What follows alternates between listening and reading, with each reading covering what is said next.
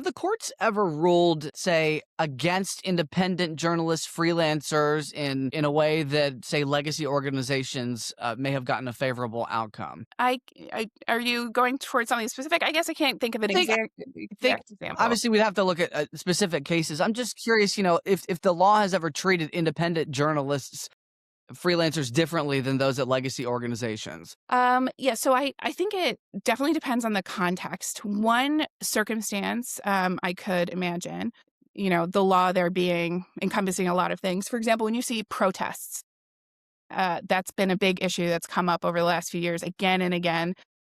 Access to information at protests and who gets to stay and who gets to report. So one thing that some local governments have done, for example, is let's say they put a curfew in place.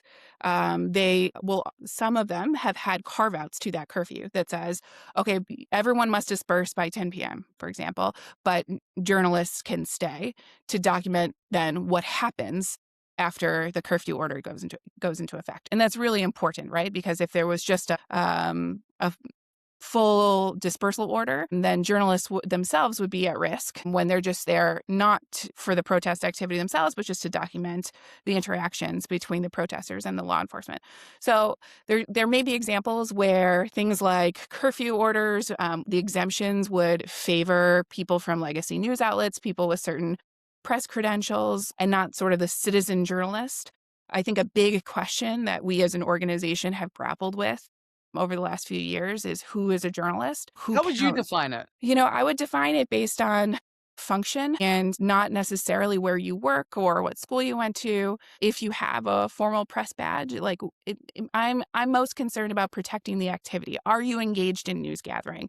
Are you collecting information for the purpose of disseminating that information out to the public, to help the public understand what's going on, to understand what's happened at that protest, what happened at that, town hall meeting, whatever it may be. And does it have to be fair and objective? Not necessarily balanced, but fair and objective. You know, I think And my who's to response to determine that what is is? Yeah. what is fair and objective, and who do you want deciding what fair and objective is?